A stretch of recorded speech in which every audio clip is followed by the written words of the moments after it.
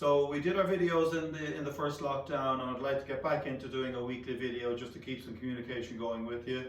Feel free to contact us in any shape or form, but it might be easy just to respond to the email that this lesson goes out in. And if you have any questions in relation to what I'm doing, any of the shots that we're talking about, feel free, respond to the email and we'll come back to you as soon as possible. Stephen will be getting in on the videos also. So one of the earlier videos we did was the difference between the chip and the pitch. And we spoke about the chip having little or no wrist action. That generally is played with kind of an 8-iron or 9-iron or pitching wedge. And the pitch shot has a little bit more wrist action to get us the extra height with a little bit more loft in our hands. So something like a kind of a 58 or a 60 degree. But the most important point I want to emphasize today is that with your chip, you must keep the wrist action to a minimum.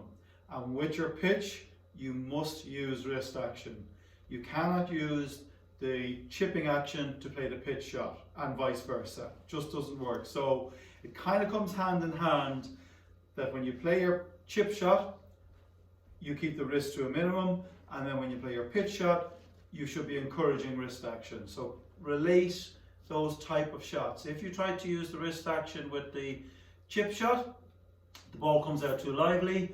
If you try to keep the wrist action quiet on the pitch shot, it's very, very hard to get the strike on the ball. And that comes down to the angle of attack being wrong relative to the loft in your hand.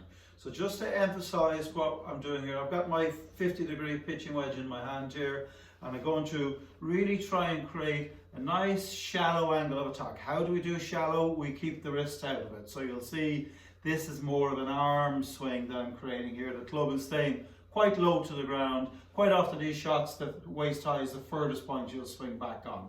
Generally I'll have the ball more back in my stance, weight forward. Those two things generally come hand in hand. And from there, it's just a nice push away of the arms and a push through of the arms.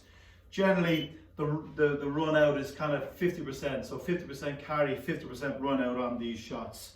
So you'll see ball back, weight forward, hands in the usual spot inside my left heel, and then just a swing away and a swing through of my arms. And we're just going to vary the length of the swing depending on how far we want to go. We don't really vary speed, we vary the length of the swing. Now, the other shot, which is our pitch, we now want to encourage wrist action, okay? We'll also have the ball positioned more up in your stance, so more towards your left heel, weight equally more distributed, club face nice and square. You can open it if you want to get fancy on it, but let's keep things simple for the moment. Now we don't want this swing here.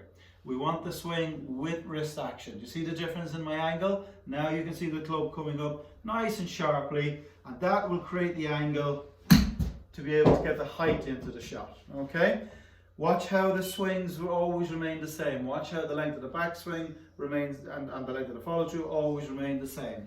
So ball at the left heel, weight nice and central, nice narrow stance, nice gradual hinge from start to finish, and then hold it off on the way through. Now the hold off on the way through is really important. We don't want to re-hinge the wrists as I hit the ball. That will cause a lot of mishits, okay? So I like to use the term hinge and hold. So the two H's, okay? So we hinge upwards and then hold off. And that maintains the angle of attack down into the ball and should guarantee you a nice firm strike with a little bit of spin, which is very important now.